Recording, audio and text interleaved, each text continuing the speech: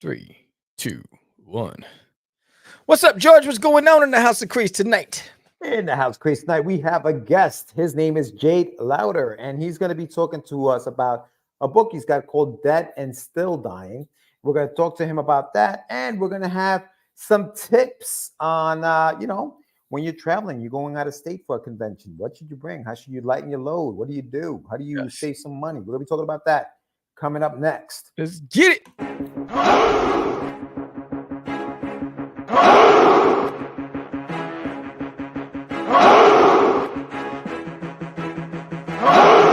We are the only show for independents all around, giving you a platform to spread your word all over town. Cast the Craze is the place to promote to your fans with the dream of Medina and Sam the Crazy Man. Subscribe to our show and never miss an episode. It's time to get your mans, listen to us on the go. Updated every week, we never miss a day. Join the squad, come on in. It's time to catch the craze. If you are an independent, catch the craze. Making moves on your own, catch the craze. On your grind in the streets, catch the craze. Join the movement, catch the craze.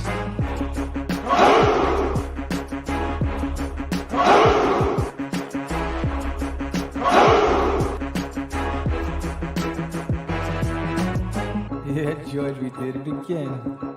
Come on now. You know you want to do it. Catch the craze.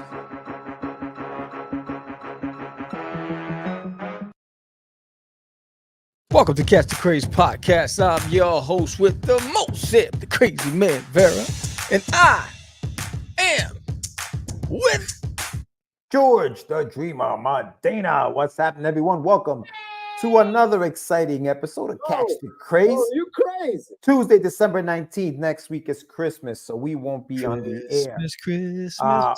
Yes, it's here. It's here. So if you celebrate, Merry Christmas. If you don't, Happy Holidays. But we are back. We are back, and we're gonna have a guest coming up in just a few minutes. We're gonna be talking about the topic of the day. Word. But don't forget to hit that subscribe button. Yeah, man. Hit the like button. Yeah, comment. Share the video. Word. Share it with your friends, your buddies, your pals. Yes. And make sure you hit the notification bell so you know when we go live, which is usually Tuesday nights. The holidays are always a little different because traveling is involved, and you're going away, and we're going away, work. So we've been in and out the last couple of months, but we're here tonight, and we have a great guest. But what's going on with you, Sammy? What you got? Yo, things are popping. My Texas tour lineup is going great. I'm starting off the new year with my first convention at Texoma, and I'm looking forward to that. That's in Oklahoma. It's about a 2-hour drive from me, and that'll be in February. And then right after that, I am doing Comic Palooza in May, and that's in Houston, and I'm so excited about that. It's the first time I'm doing it, bro. Those tables were selling out fast. And they're still there. I wonder if I was always on the waiting list when I moved to Texas. They were giving me this East Coaster no love. And then in June, a big one in San Antonio, Superhero Comic Con, Ace Comic Con Superhero. It's pretty dope. It's a big event. That's a 4-day show, and it's long days. I think it's like 8 a.m. to 8 p.m. So I'm looking forward to that. And then I got some others that I'm just waiting for confirmation that I'll be announcing soon. And I just got hit up by another promoter wanting me to go to their show. So I'm really looking to get busy here in Texas this year in FY24. And I'm also talking to some comic shops and bookstores to do some appearances. So more to come as I get confirmation. I will be promoting it and sharing that out with the public. But I'm excited about that, bro. And then finally, we still got the Indiegogo. Hold on. Let's talk a little bit about the conventions, because I think that's cool, dude. And I wanted the Comic Palooza. That thing is Memorial Day weekend. I was thinking about going out there to do it, but it's Memorial Day weekend. It's going to be tough for me to get out there. But you're right about the just the way it's set up for you to fill out the applications. Did you figure out how to pay for it? Because I know that there was a question. Yes. So what happened was Comic Palooza first. You go on their list to be notified when they launch the applications. Then you get that, and then you send in your information, and then you have to get approval, right? So then you send the information once you fill out the application, and then you get approved. Then you select your booth when you get approved, right. And then I waited a few hours to select my booth, knucklehead, because when I went on there, 75% of them were taken.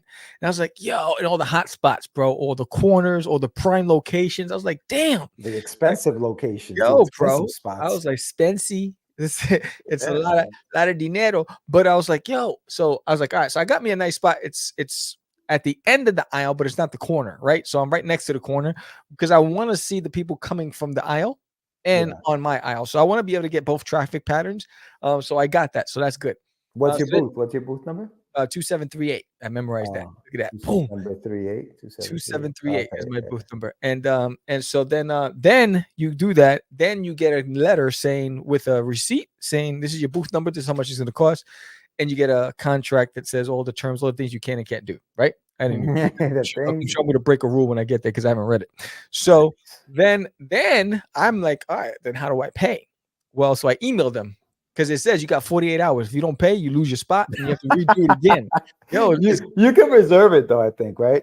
you can reserve it, but for 48 hours, if you don't pay, you're done. You Gone. gotta start over. I was like, yo, there's no love, bro. No love. So then I emailed them. I was like, hey, you said 48 hours. What do I pay? I got my booth number. I got a receipt. I got a contract. Well, how do I pay?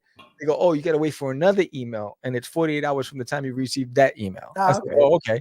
So I got that email. And as soon as I got it, it's like, bang, paid. I'm done. I'm in there like swimwear. So I'm looking forward to it. Hey, brothers in the house. At Elise, what's up? All right. Yeah. So what was the next bit of business you were gonna talk Oh no, about? but shout out to Dan Price, who's gonna be there, Bigfoot Knows Karate, and shout out to Marco DeFilio, artist, that's working with Lloyd Calcaterra.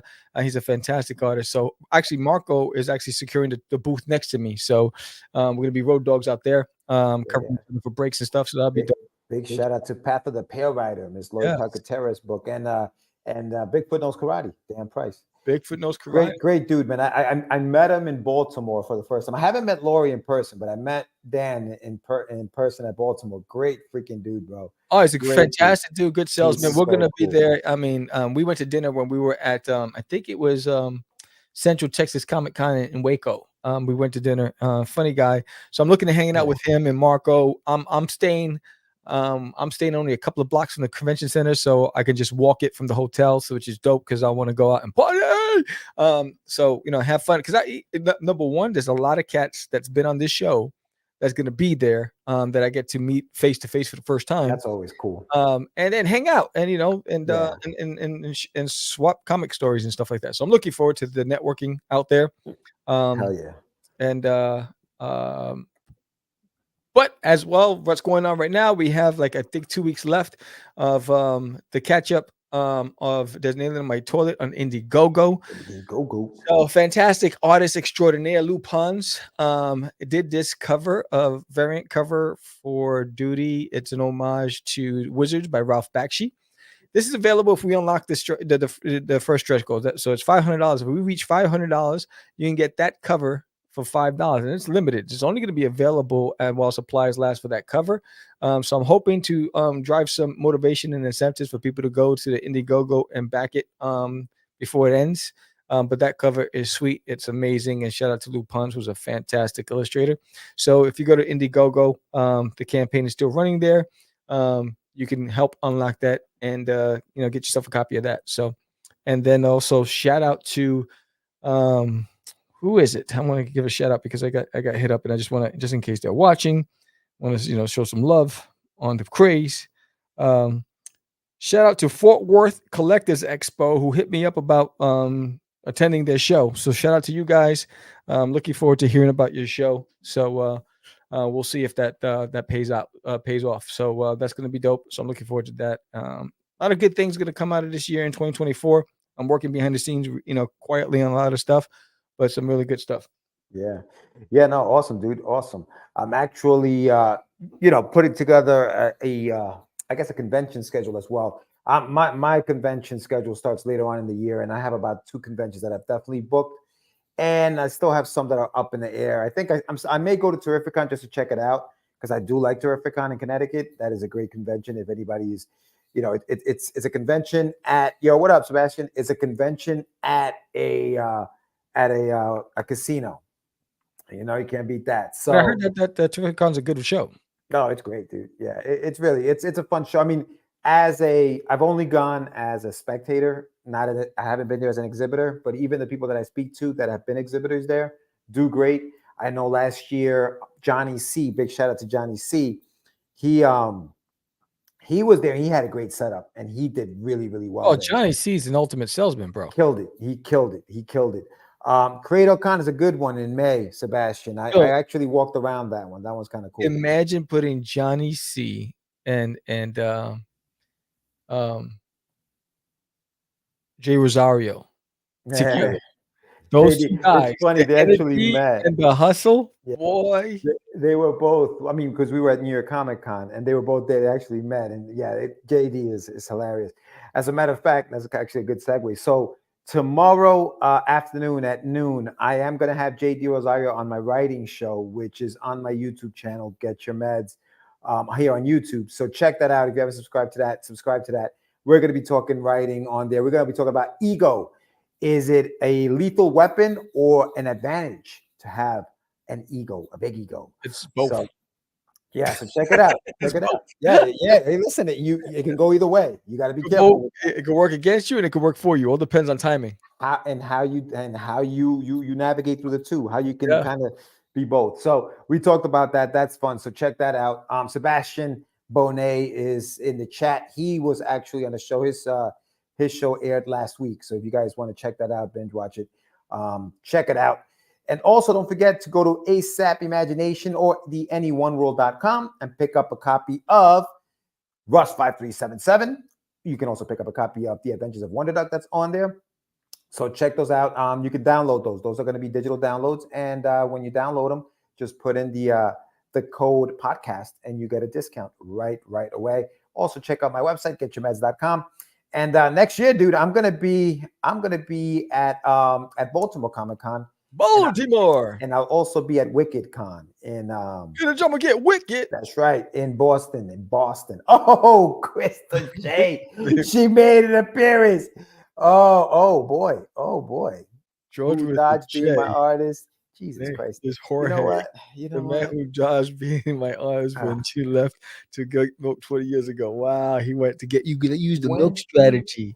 I'm going to 20 get milk. years ago. Yo, she went through it. I'm gonna get It's only milk. two excuses. I'm gonna go get a carton of cigarettes. I'm gonna go get milk. Damn, Crystal, welcome back. Thank you. Yes. Thank you for stopping in and bashing me. I appreciate you. Word. She comes in strong, dog. I mean, I feel a little sick after that. Don't you feel a little sick after that? Can't care for me. I feel good. Woo! Oh boy. Oh boy. But anyway, yeah, check those things out. We're gonna be hitting the convention circus this next year. So we're gonna be doing that. Check us out. Follow us on all our social medias. Sam's at the Art of Samuel. Your YouTube channel. You have that going on. Latest video is up and running right Yeah. now. It was my experience at a book signing at a brand new location that opened up for Collected Comics. It was in Irving, Texas. So I vlogged that whole thing. So check it out on the Art of Samuel. A lot of good tips. George and with a J, gonna need meds after that one. Yeah, I do.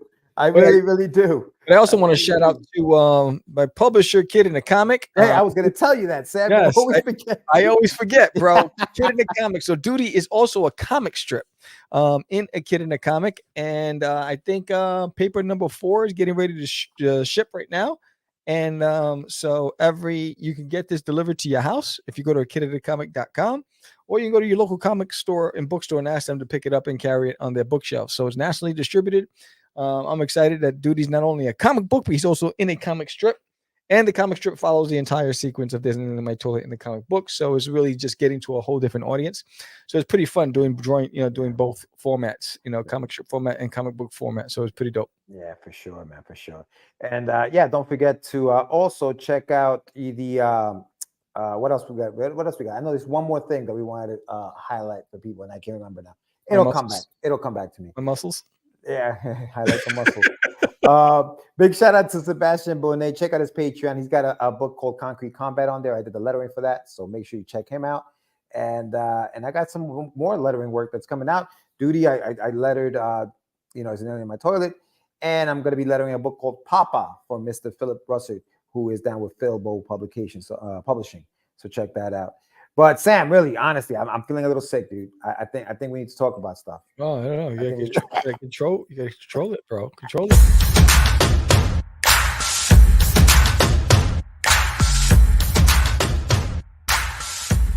It's time for your medicine. What's the topic of the day, George? The topic, you never got the I never got it. Oh my God. You're slipping, bro. No, and you know what's messed up? Here, I'm gonna show you why it's messed up. Getting old, bro. This is what happens. This is what happens when you don't eat. That's why you need your meds, bro. I'm telling you. Exactly. This is what happens when you don't take your meds. You need iron. When you don't take your meds, this is what's happening. All right, and the messed up thing is this. I'll show you because I did it. Traveling light for those out of state conventions. That's the topic for today. Traveling light for those out of state conventions. Yes. That's what it is. Okay, how do we do that? How do we travel light? How do we go out there to an out-of-state convention where we're already paying over $300 for a table? We're paying over $300. The topic went to get some milk. Krista, go to sleep. Go to sleep. That's it. I took the wrong meds. Yes. Yeah, what happens? What happens when it costs you over $300 for the table, over $300 to travel to wherever it is you're going, plus you got to ship all your stuff out there? How do you save money doing some of those things, Sam? Other than just not doing out-of-state conventions, which is, I think, what you've decided not to do for next year. Yeah, I'm staying in the state of Texas. So shout out to Texas because you got more conventions than I think the whole U.S. combined. I mean, Texas, bro, every month. It's unreal. When I was looking at, there's like 60 conventions in Texas. Yes, dude. Every time I dig in, there's more and more I find. So I'm like, all right, cool. So So I took the learning. See, I did Puerto Rico Comic Con, right? And I took a loss, right? I sold over 100 books, but I took a loss financially because the expense was greater than my return on my investment. So I was like, I can't do that, right? I got to do conventions where I'm going to make an ROI. I got to make my money back, the money that I spent for the hotel, for the travel, for the books, everything. So it's more cost effective for me to drive, right? And go to things that are local. The furthest I'll drive is 5 hours, right? I'm not going to do more than 5. But then I also look at, in Puerto Rico, because I went by myself, I needed to stay at a hotel at the convention center, which was a premium, right? Mm-hmm. But now if I'm doing a show that's 4 hours away, I can stay at a motel a few miles down the road. I don't care because I got my car. So I can save money and then spend like $50 a night or whatever it is. So I think the biggest thing is know the market that you're going to. And then have a realistic goal for yourself to be able to, and then determine what's going to, like we were talking about it, I think offline, like I'm doing some of these shows. So I was like, all right, if I take 30 graphic novels, right? I sell at 25 a pop. It's a G right there, right? So if I need to sell 25 graphic novels at a 3-day show for one title, Designated My Toilet, I can do that like this, right? So I was like, all right. But then I have the Forbidden graphic novel, and then I have all the other single issues. So I itemized where I can think, and then I categorize everything. So I put everything in the prints, the sketch cards, the commissions, the stickers, the buttons, all that stuff. Like how many can I sell, and what does I need to do on an hourly basis, on a daily basis, and that's where I'll do it. So I think packing, you can pack light if you're just doing graphic novels and pinups, right? And you're good. Like. But you have to be able to make that money back. And that's the biggest thing. This year, like I set specific, like each convention I'm doing this year, there's a dollar goal that I need to execute on a day-to-day. And I'm holding myself to that. That means I got to work. That means I got to hustle. That means I got to do some promotions ahead of time. That means I got to do some incentives.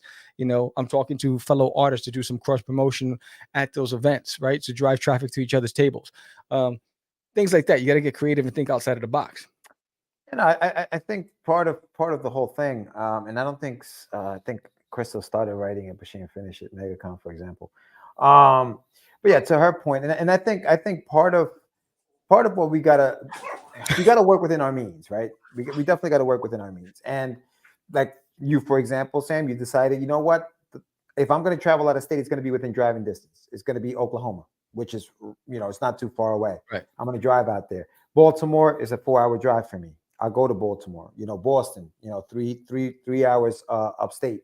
I'll drive there because I can pack the car with all the stuff that I need, and I'm just driving. I mean, obviously you're putting gas, miles, and wear and tear on your car, but you're there. You can get to those conventions without having to pay to get on a flight and go to another state. Like if I wanted to go to Texas, dude, like I'd have to pay for my flight, right? Fly out there. What am I taking? How much weight can I put inside these, paper weighs, bro? There's a lot of 50 pounds is the max on a luggage. And then is that, without getting damaged. Your first luggage you're paying is $40. Your second item is $150. Third one's like they triple the price of every unit that you bring on. It becomes insane. So what do you do other than shipping your stuff out to the location, right? Yeah. Maybe have just from your printer, ship it out there, or get the printer and then ship it out there. Now, there's that risk that you take of losing some of your product, which would suck, but when you get on the plane, you may lose your luggage. So it is what it is. I mean, I think when you're traveling out there, it makes it harder. I think part of what you want to do is stay local. I think, especially if you don't have the money to travel out there like that, and you're starting out. I think for those who are starting out, stay local. Check out what the local scene is like. If you do want to go out of state, travel out of state, but like if I was to go to Texas, I may just go and check out the show just to see what it's like, just see if it's worth shipping all that stuff out. Because I'm going to make more money there. Yeah. So you got to weigh your options out, I think. Yeah. So Crystal says, Orlando, that is considered low traffic time here. Therefore, the cost of travel would be different and cheaper than doing the spring breaks and summer months.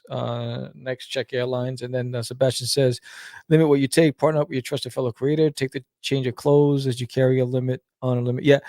Exactly, in a suitcase. So, like I'll tell you, even when I drive, I only take 2 pairs of jeans, right? I take 2 pairs of jeans, and I have my I always have a different graphic tee with duty for every day of the event. But I try to with clothing, I roll that stuff up. It goes into my book bag, boom, with my socks and underwear and all that stuff, whatever.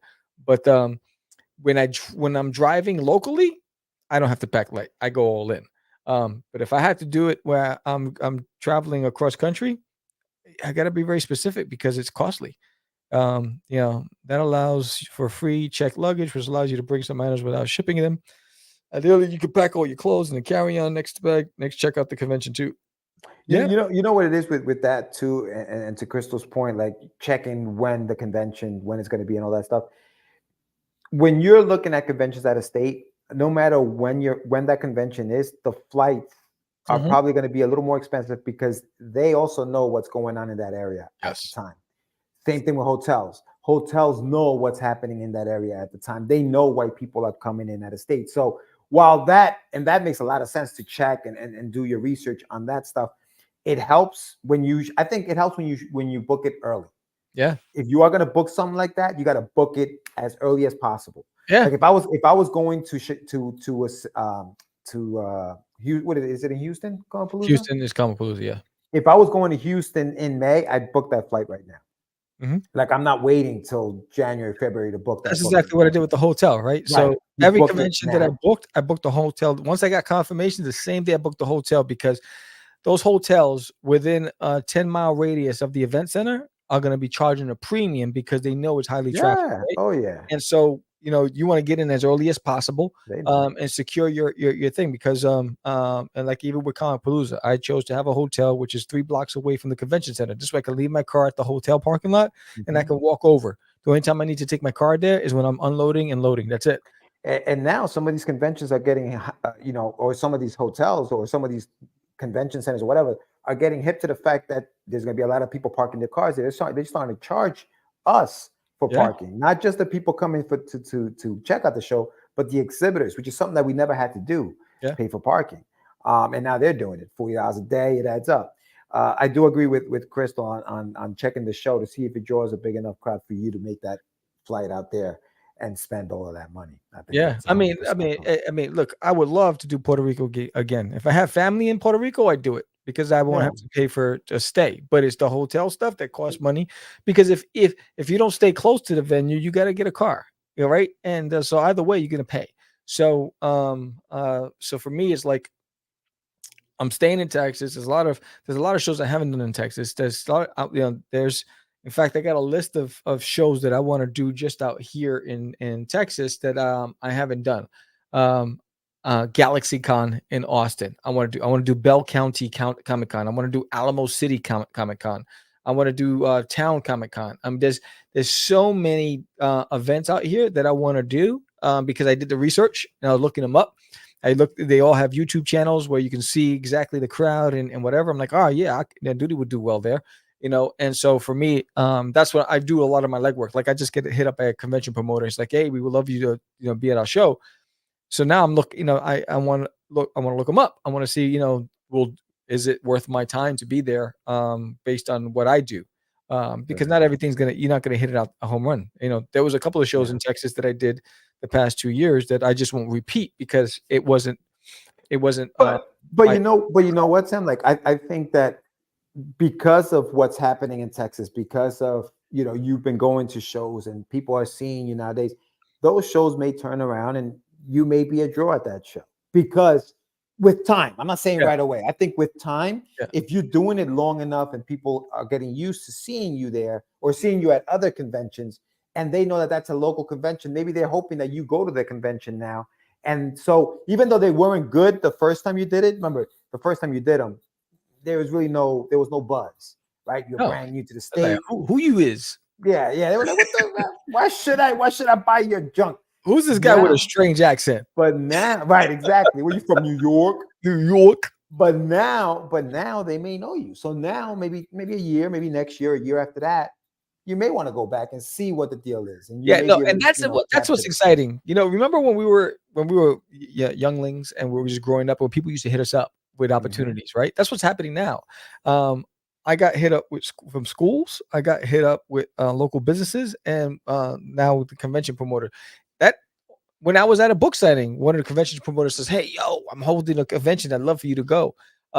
Right. So this is probably the third time since I've been here that somebody that has a convention approached me. So it's because last year I was very active, and I'm also active on social media.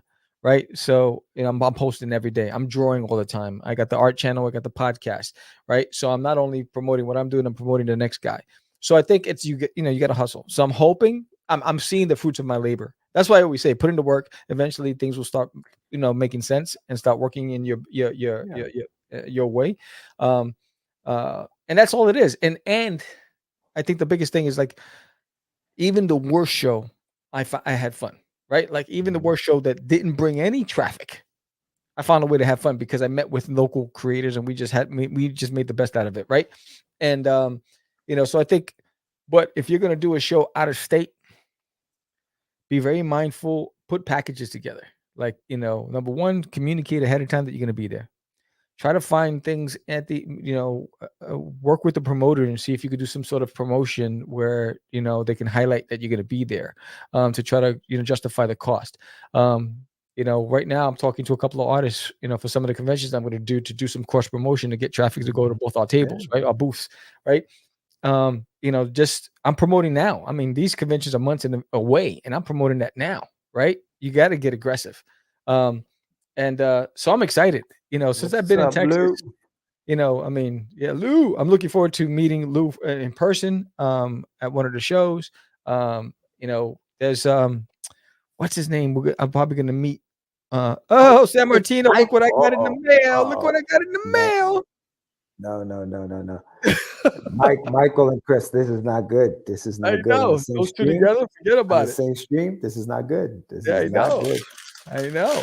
But shout out to San Martino. I got this in the mail. But as we're talking, look at the hearts. Krista went crazy. Mikey with like 15 hearts. That's amazing. I love it. Hey, Mikey, he likes it. Remember that? Hey, Mikey. Oh, look, fire emojis. I don't like where this is going. I really don't like where this is going. Those are your people. This is no bueno, bro. Yes, this is the cover. This is the cover that I wanted. Bang, there it is. Tech the Gods. Yeah, that's dope, man. Right there, it's a dope ass book. Yeah, if you guys haven't checked it out, go to Michael Sammartino's website, technogods.com. And pick up a copy of that. What's that issue? 4? This is issue number 4 of 6, yes. Yeah, look at that. 4 of 6. These kids are moving, bro. And you should see these guys at conventions. They're money at conventions, Sam. These Yeah, I guys are know. sick You gotta men you gotta at do a convention out in Texas, bro. Um, Mikey, thank you very much, buddy. But I can pick it up, dude. I'm not gonna make you, spend, lies or lies. shipping. I can pick it up from you, bud. If he dies, You're George. Make sure that the convention knows that you will be there and not leaving for milk. wow. Had to get more signatures. You have to get more Um, six. yeah, unbelievable. Also, if you're traveling out of state, bring a friend. Yes. See if they'll put some stuff in their luggage, bro. You know what I mean? Like, see if you can do that. See if you can do that, because it is, man. It's tough to do those conventions, especially out of state by yourself. It was easier. Remember back in the days of Crazy Comics, we used to travel together, so we used to carry the load together. Yeah, You know what I'm saying? It's like everybody had two luggage, right? You, me, and Johnny. And here, when you're flying that ship solo, you got to be smart. That's why I'm doing everything localized. And Texas is its own country, man. I mean, you can drive 10 hours across, to get to a convention. So 5 hours is my max, because it's a long, when you're driving by yourself, those are lonely hours. But no, I'm excited. Again, pack smart, do some bundles, do bundle deals, have some specials. So that, like I'm doing some bundles for these events coming up. I got like over 200 different duty prints, but I'm doing like duty anime character prints, a bundle. I'm doing duty superhero bundle. And so I'm doing like package deals for these events. And then I'm bringing my wheel to spin the wheel, right? I did that at the comic book signing. Yeah. You're welcome, Sam. You're welcome. You crapped out on my wheel online. You wanted to do the digital thing, remember? I ain't doing no wheel. Because you just kept breaking. No, well, that's part of the fun. How fun is it to see a thing break on the stream? That's hilarious. You gotta learn how to laugh at yourself, Sam. Come on. He looks sleepy. George looks sleepy. Okay, he looks sleepy. I am. Yes, I'm very sleepy. But again, you know what Michael's doing there? He's trying to get Crystal to start. Yeah, that's the whole thing. I know. He's that kid in the schoolyard that says, "Kick him, kick him." Yes, punch him. You remember when you would say something, be like, "Ooh," yes, that's who he is. That's it. That's totally Michael. And then he dips into the crowd. And then he's out. It wasn't me. That was him. Yeah. That's him. Like he knows. He's laughing. He knows what he's doing. So So with that said, we have our guest waiting in the waiting room, and we're gonna bring him back in. We're gonna bring him into the show right after this little promo.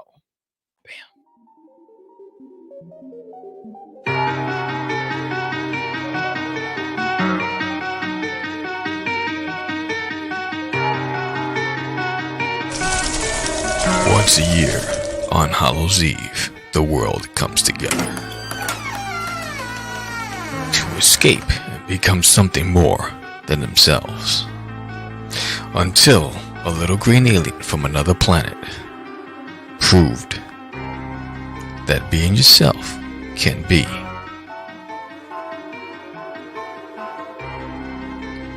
delicious. There's an Alien My Toilet available for pre-order right now on Indiegogo. Get yours today.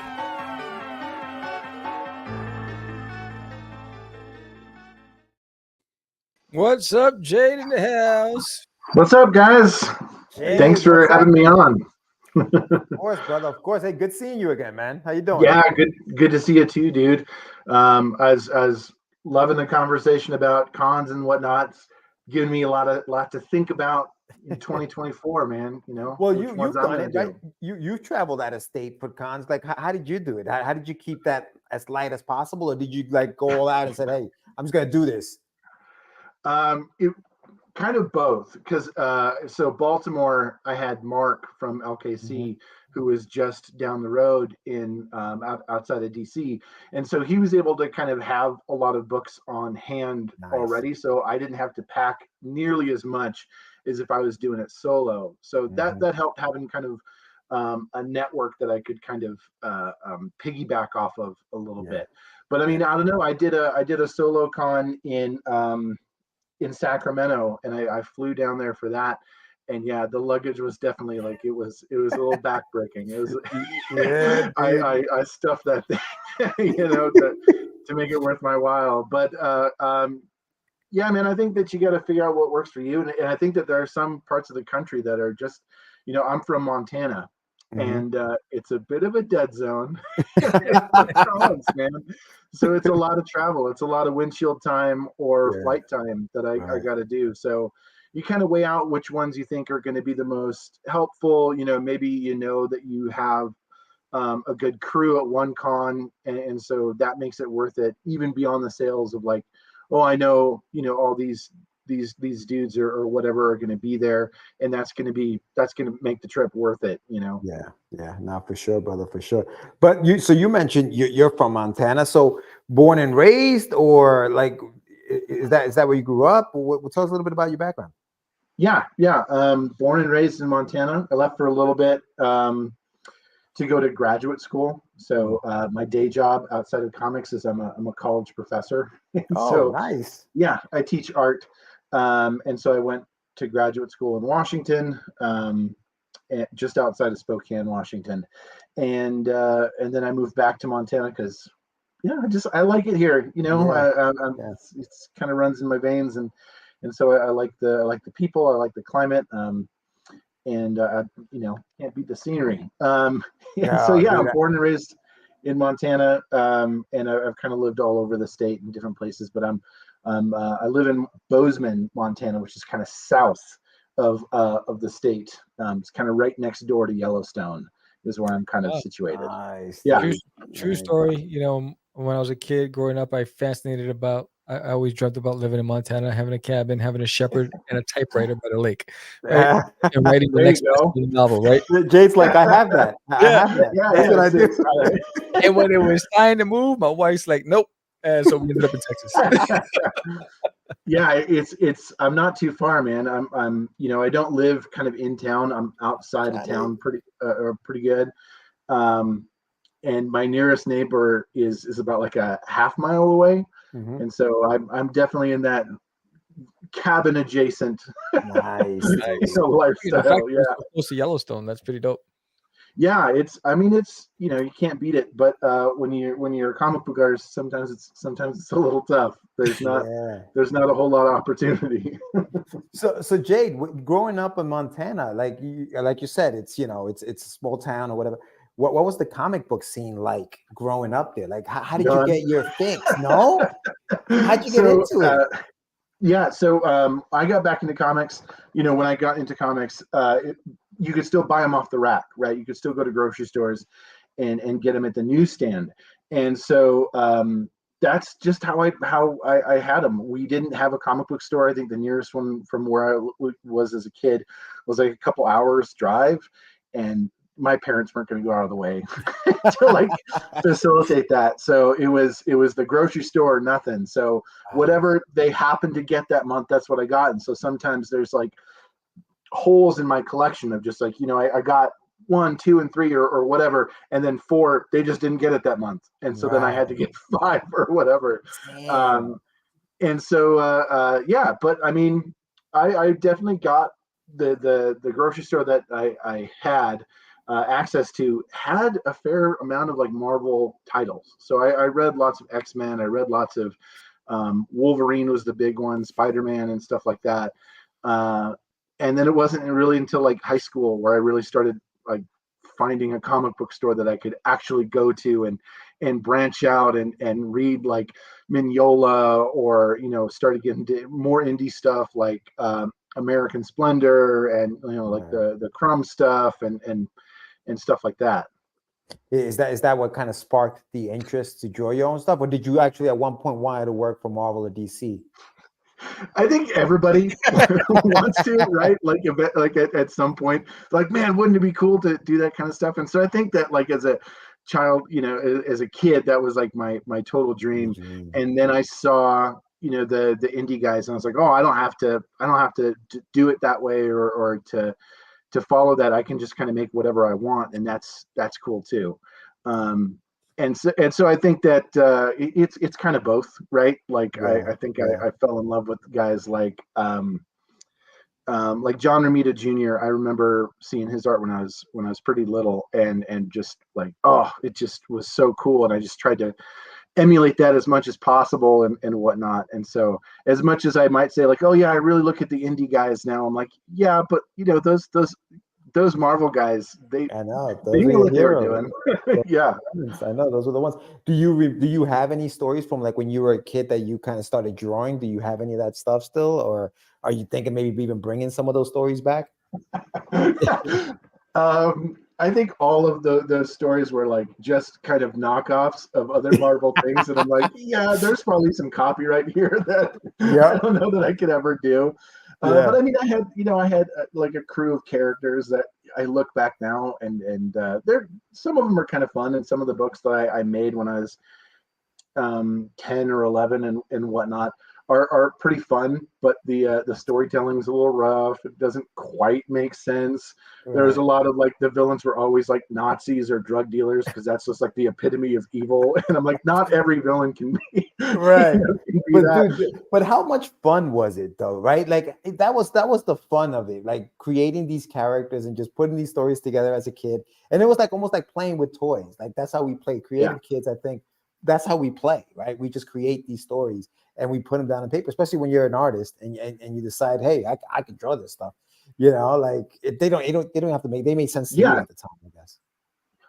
No, I mean, I think they did. I think they're I can look back and it's kind of like a time capsule, right? You look back at that stuff, and you're like, oh, that's what I was into. And now you look at it as an adult and maybe it doesn't make sense or whatever, but it puts you right back into that headspace when you were 9 or 10 or whatever, which is, that's pretty fun about it. And I think that if I didn't make those comics and I didn't do that stuff when I was younger, I don't know that I would be doing it now. Like, I think that's a lot of who I am is based on just, I was always making things, whether it was comics or whatever. And that has kind of led to a career in the arts, Yeah, dude. That's what I was going to ask you. When did you know that you wanted to teach art to like college kids? Like, when did that happen? How did that happen?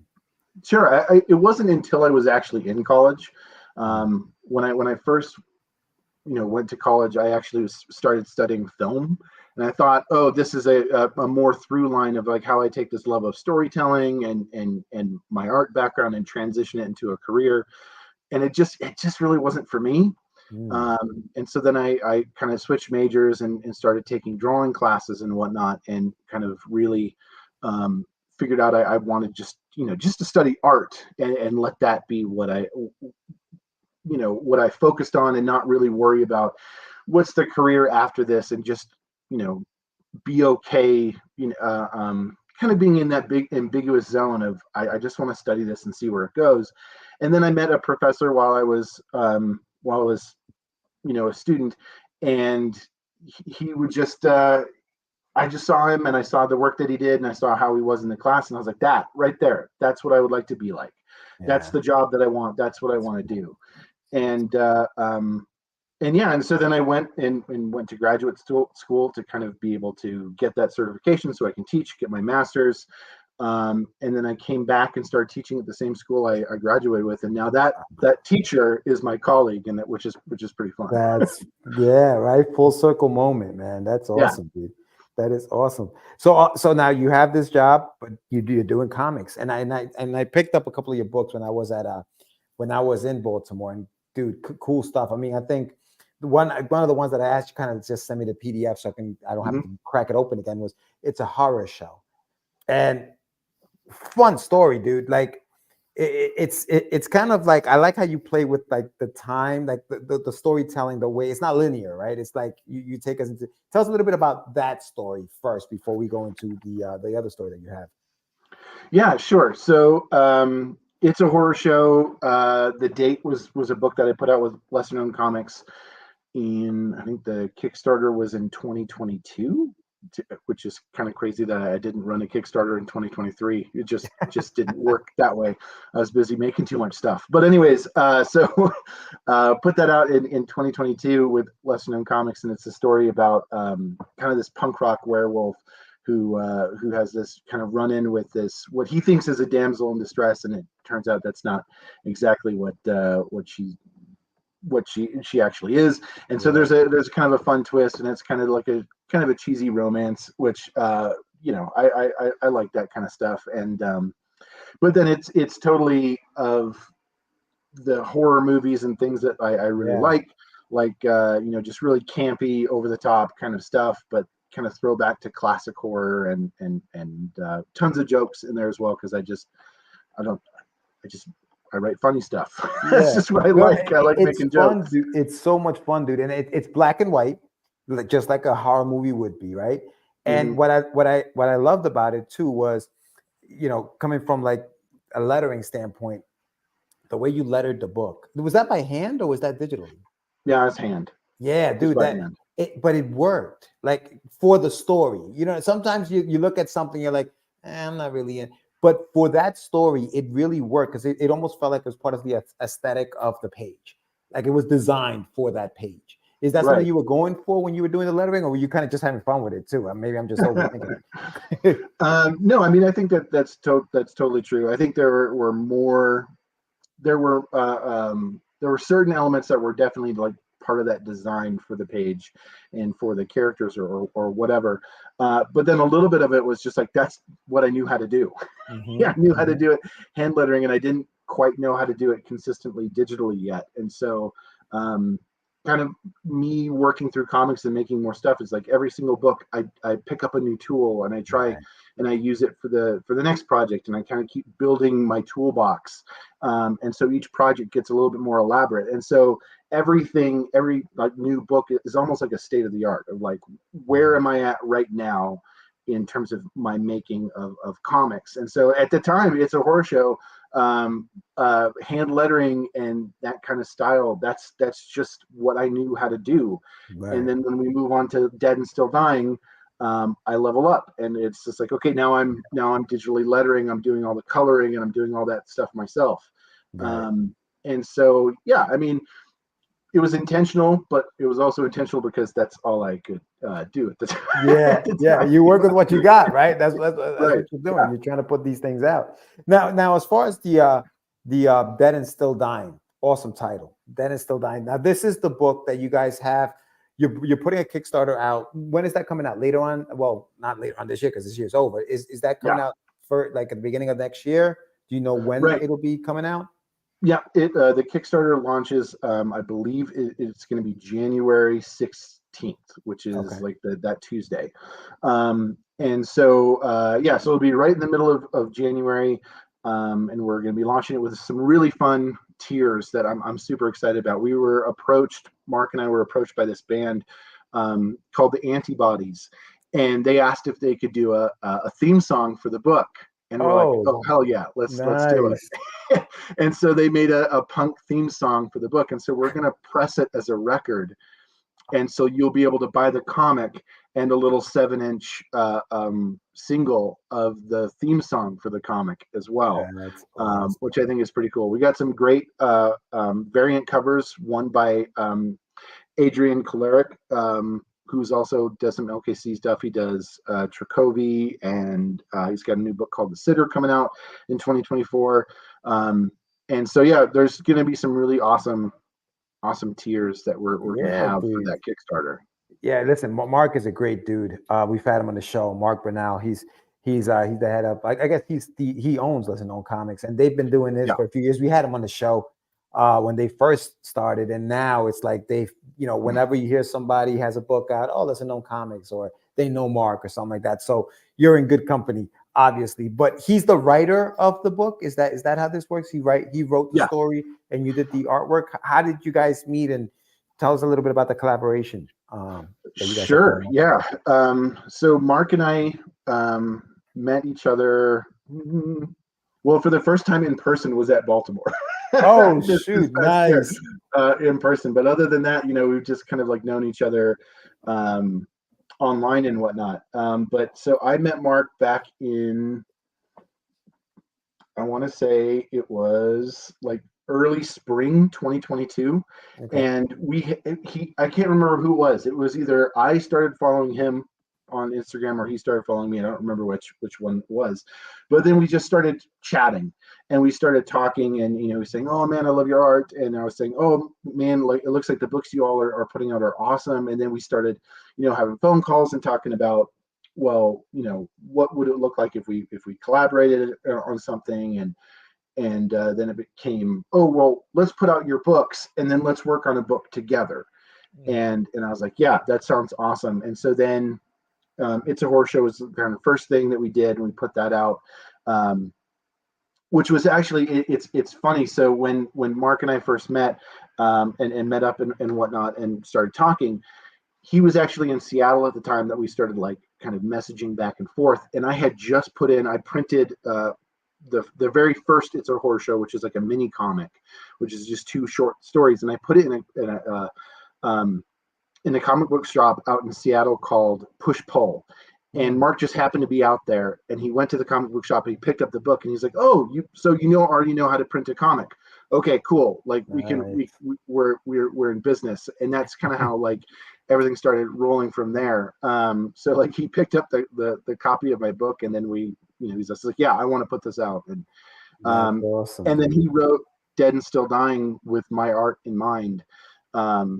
As a way of, he has kind of a story that spans several different titles. And so this is kind of a book that is about the kids of who later become the adults in the different series that he's kind of running. So this is kind of like at the heart of the universe that he's built. This story exists there. Yeah.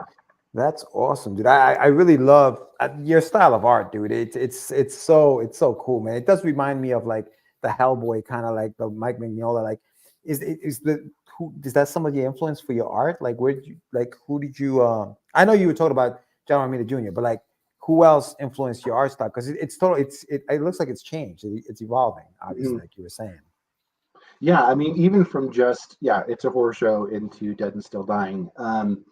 So yeah, I mean, Mignola would definitely be on that list for sure. But then beyond that, I'd have to say like there's some like contemporary guys who are making brand new books. Like so there's an artist named Jorge Corona who did The Me You Love in the Dark and Middle West, and he does a lot of stuff with Scotty Young. But his art is just so loose, and it's really nice and free, and it's got such a good flow to it. And I just love his pacing. He's fantastic. He's an awesome artist. And then I also look at Daniel Warren Johnson a lot, and I just love how he just builds up the texture on a page, and there's just lots of stuff going on, and I love that kind of stuff. Yeah, no, it looks great, dude. Is it all digital? Are you doing everything digitally, or are you? No. It's all I got my drawing board right behind us. Shoot, my table. I love it. Yeah, it's all traditional. Nice. When I get to like coloring and so for Dead and Still Dying, it's full color. And so I do that stuff, in Photoshop and whatnot. But all the penciling, inking, that's all done traditionally. And again, I think it's part of the fact that I have 2 degrees in painting. I love I love the actual materials. I like getting my hands dirty, and so that's just part of the process. I love, I like splattering ink around. I don't think I could do it all digitally. I like the process too much. I feel like before you can become a really good digital artist, I think you still have to know your traditional work, right? Like I think you still should be able to work in both mediums, and I think that. I don't know about you. I know Sam's transitioned into digital art now, but do you ever see yourself maybe transition just for speed, or maybe because you have that cool button that you could just copy and paste somewhere else, a drawing or stuff like that? Do you ever see yourself kind of going that route just for those reasons, or you're like, nah, I think I'm going to stick to this as long as I can do it? Yeah, I mean, it's a good question. I think there are some digital tools that make it really easy, and it could speed up my process for sure. If that was really something I really wanted to do, was speed up the process, I think then it would make sense to go digital in a lot of ways. But I don't know. Maybe it's just me being an old curmudgeon and just loving the old school style of doing things. I'm just like, man, there's something. I'm so old school. I use quill. Like I'm dipping in. I'm dipping in. Ink and whatnot into ink wells and stuff, because I like the feel of that actual ink and whatnot. It's just It's part of the fun of making comics in my mind. And if I were to just go full digital, yeah, it would speed up the process, but I don't know that I would like it as much. Yeah, Um, no, I hear you. and so for me right now, I'm good taking my time, going a little slower. Are you doing any covers for the books, like painted covers? For I know you said you love painting. Are you Oh, considering doing yeah. anything painted for any of the covers of these books, or? I mean, I think that would be something I'd like to do. I haven't done it, mainly just because I'm always nervous about how it's going to scan, and how it's Oh going to, like, yeah, true, true. when you do it digitally, you can almost just kind of make it exactly as it's going to print. Right. But when you do it traditionally and you're to paint it, then you got to scan it, and there's like so many layers in between that I just feel like I'd be worried about how it would replicate and reproduce in print. And I Yeah. don't know that. Yeah, I mean, I guess it's worth at least trying it once. Right. So I think that, like, that would be something I'd like to do. Yeah, yeah, yeah. No, dude, I love your art, man. I love your style. Do you? I mean, if anybody's interested, do you do commissions? Are you open for commissions? Do you do any of that kind of stuff? Yeah, I mean, I would. I don't really advertise it because I don't like. I don't necessarily, I guess, need to, in the same way that other artists might need to, like, supplement their comic making and whatnot. I don't, like, I've never been like, oh, I'm hard up that I got to do it. Yeah, Um, I'm open to it. I'd love to do yeah, some and whatnot. And yeah. I do like covers and stuff like that when I'm asked. Or I did a pinup for my buddy um, Tony Grigori in his book Pork Chop Robot Killer, and I did like a page that's going to be in the back of that book. And so I'll do them when they kind of come my way, but I don't actively kind of put it out Yeah, there. yeah. Nah, Yeah. man, that's dope. So real quick before you go, tell us a little bit about what the story of That Is Still Dying is, for those who maybe want to, obviously you guys want to definitely follow the page, but yeah, tell us a little bit about what that story is about. Yeah. Yeah. I mean, it's a really fun story. I think Mark, it just shows his chops in this story, especially. He's great at writing comedy. He's great at writing adventure, and this is totally one of those. It's got some great comedic moments that I really love that Mark threw in there, and it was so much fun to kind of like draw and make those that pacing kind of come alive. And we had a lot of fun just like bouncing bits back and forth between each other of like, oh, but it would be really funny if we did this and and stuff like that. And even in I added a lot of like little Easter eggs for Mark to find later. Like there's a page in the back of the Mark book. to find later. I love it. I love it. And so when he first like saw the art and whatnot, there's a panel where I have the kids kind of carve into it, and it just says like "eat a dick" like in the back of the book. Yes. And he didn't catch it his first read through. It wasn't until like it was printed. He was like, "Oh my God, Jade! I never saw that." So Dead and Still Dying is about this group of kids that it's actually loosely based off of Mark's high school friends.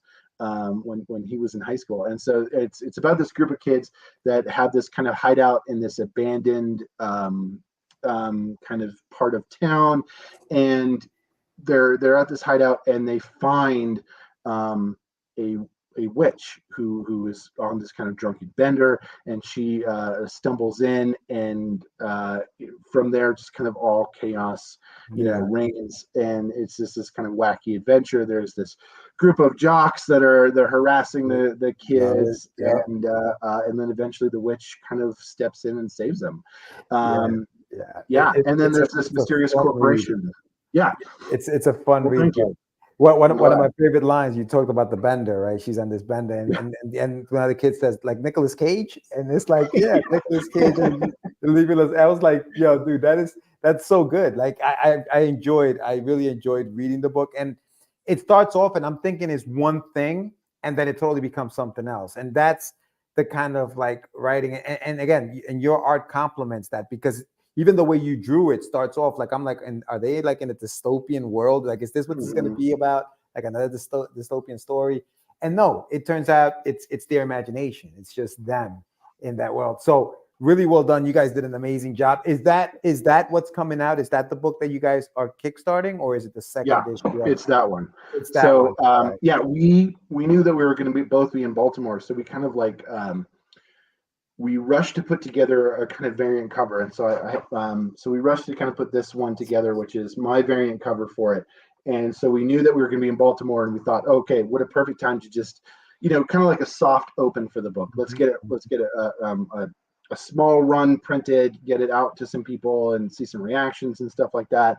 Get the buzz for the book going, and then the full release is going to happen in Kickstarter in January for the first book, and then we're already working on the second, and I'm looking forward to getting to really dive into that one more with the art. And it's been a really fun project, and Mark's such a great collaborator to work with on something like that. And he has a fairly tight script, but then there's a lot of room for me to throw in gags or to riff off of a lot.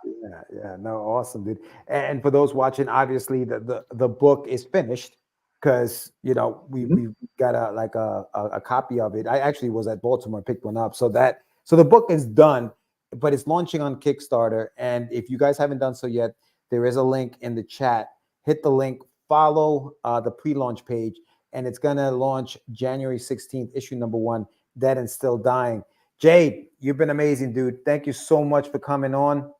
And if I'm ever in Montana, bro, I'm coming to see you.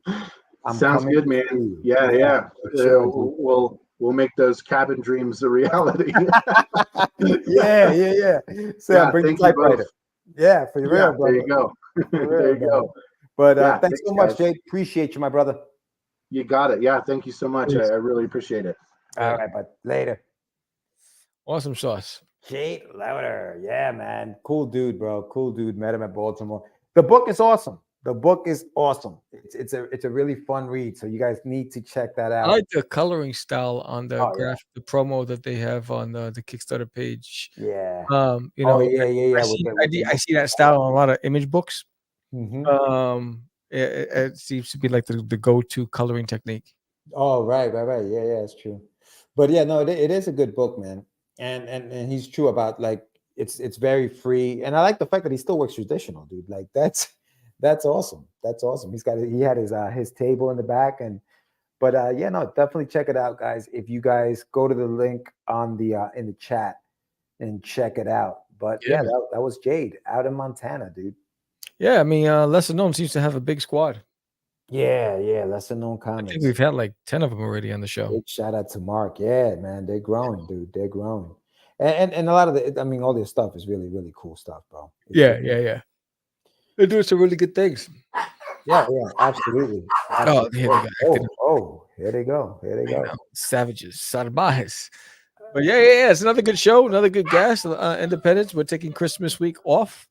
We'll be back in the new year with new shows, new guests, and just a reminder, starting February, we will just be focusing on the guest and not on campaigns. So if you have a Kickstarter, there are tons of podcasters out there that we recommend that we'll love to have you on this show, but we just want to learn about you and your story.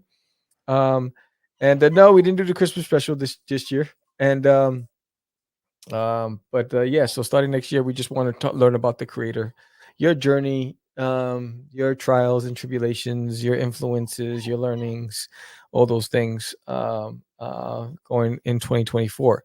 But if you wanted to promote your whatever it is you want to do, you can also sponsor an ad, and we'll play the ad in the promo during our shows. But going forward in the new year, we're really just going to focus on the creators.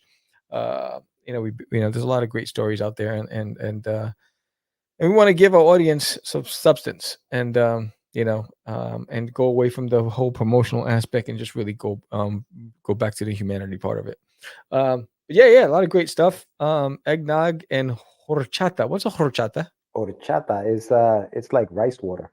Rice water? Yeah, it's good though. It's like sweet rice water. It's like pudding? No. It's almost like okay, yeah. So like if rice pudding was liquid, yes, that's what horchata would be. Okay. Yeah. Eggnog, I like some coquito. Yeah, of course you do. Coquito. Hey, coquito. Yo, dude. What's it? Walmart has spiked eggnog already, in the jar, boom. I'm like, bring it to the house, like My wife's like, "Why are you smiling all night?" I said, "I know you're bad." Yeah. Nice. Why are you smiling all night? It's like I'm feeling nice. Nice, nice. All Yeah. right. Well, listen, Oh, go feel nice. Go feel nice. I This has know. been another great show. This has been another great show. So we'll be back. We won't be back next week, but we'll be back the week after. Yeah, so I'll tell you exactly who do we got coming up. Who do we got coming up in the new year? Who's going to be the first person to come on in the Who do we first year? got? Let's First see. victim. December. What is it? January? What is it? January I'll, 2nd? I'll tell you right now. Damn. Let's see. Scheduled events. January 2nd, Rick Dury. Okay. All right, Rick. Orphan Bloodline. Is what Rick Dury creates. Dury with Duree. That's December 2nd. I mean January 2nd, and then January 9th is Carissa Grant. Oh, Carissa. Yes, she's back. And then the 16th is Ari Gross. Okay. And then the week after, nothing's booked yet. So, but we do have someone in February, Kevin Zalden. And so yeah, that's what we got lined up for the new year. All right. That's Excellent. pretty sweet. Christmas and Happy New Year. Yes, yeah. Merry Christmas and Happy New Year to everybody. Again, I mean, this is what episode. What is this episode? I don't even know anymore, dog. I mean, we've done so many episodes. This is episode 530. 530, right? 530. So 530. We've broken 1,000 subscribers. I think 1,500 subscribers right now and growing. I want to say thank you to everybody. Thank you to everybody who's been following us. Thank you everybody who came back with us after we came back after we took a 10 years off, right? So we were the first independent comic book podcast in the game. We were the first. Way back in the day. 2005, right? Yeah. Launched 2005. We are the OGs. We're the originators, right?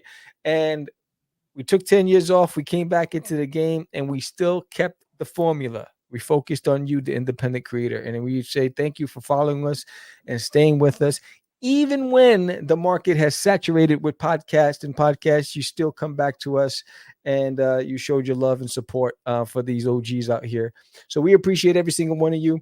2024, we got some really cool stuff coming down the pike. More of the Crazy 10 or Less. Really good episodes coming down the pike.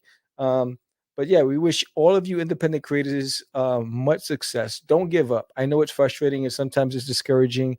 You want to pay your bills, but you also want to pay for your passion. And sometimes it's like a fork in the road, and you have to choose which one. It's free to draw, it's free to write, it's free to create, and anything. It's therapeutic. At the end of the day, it helps you and just that form of creative expression and release that frustration. Just create and have fun when you're creating, and don't chase the dollar. Chase the moment. Be in the moment. Create the best story you can create. Draw the best piece of art you can draw, and have fun doing it. And the universe will recognize what you're doing, and eventually people will come to you. So don't get discouraged. Follow your dreams. Stay focused. Stay in the game. Don't chase the dollar, because that's when you get discouraged. Don't chase the clicks and the likes. That's when you get frustrated. Don't chase the Kickstarter backing pledge amount, because that's where you're really gonna lose it. Right? Focus on creating what the best product you can create, and have fun and give life to your passion. And that's all I can say, man. And then don't forget the people that are by you, the ones that love you, the ones that care about you, because they can get lost in a shuffle because you're so committed to the grind. You forget to say I love you. You forget to give your mom a hug. You forget to remember your sister's baby's birthday, right? Don't forget those things. Be human, be in the game. And we wish you all success and much love. And here's to a fantastic new year. Yeah, I was just reading Crystal's message there. Crystal's great. Yeah, no, man. The sentiment is the same. Happy holidays. Enjoy it with the fam. Don't be like this, taking pictures of everything. Enjoy it.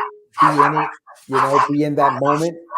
And yeah, enjoy the time with the fam. There'll be time to do a lot of this stuff next year, and have a plan. I think you need to have a plan. Definitely do this because you love it, and not because, like Sam said, you're trying to make money off of it, because that money's not coming right away. you'll give up way before the money comes. So if you're doing it for money, you're probably not going to last. Do it because you love it. Do it because this is what drives you. This is what motivates you. This is what keeps you alive, because it comes from deep, deep, deep down inside, and you can't live without doing this. That's why you need to do this. And I think you're going to have some of the best work when you do it that way. When you're trying to just make money off of this thing, it's not going to be authentic. People are going to see it and they're not going to buy it. So yeah, big shout out to everybody who's doing it. Big shout out to everybody who showed up today on the show. Obviously the Michael Sammartinos, the Crystal, Lou Pons, who's on the show all the time, Arelis, who showed up. Big shout out to everybody. Jonathan Syfax, our boy, who was in the chat. Who was it? I think who else did I see in there, Sam? Grant Lankard, who's also doing all of you guys who are also doing your thing, who are doing books. Do it. Don't stop. Next year is going to be a big year, 2024. Let's see what else you guys got going on next year. So that'll be cool. Yeah, and in the words of Sam, come on, let's do it. Do it. Do it till you're satisfied. What it is. So, with that said, my dogs are acting up. You guys have a fantastic year. I'm Sam, the crazy man, Vera. George, the Dreamer Medina. Merry Christmas, Happy New Year. Merry Christmas, Happy New Year. We are out. It's just easy. It does not. Crazy. Acquiesce. No, it's talking about my friend Acquiesce. Say my name, right? This is what you were thinking? Oh, he described me. He said, I'm the what? Catch the craze. You're listening to Catch the Craze. You're listening to Catch the Craze. Catch the Craze. You are listening to Catch the Craze on Catch the Craze. You're listening to Catch the Craze. Candy girl.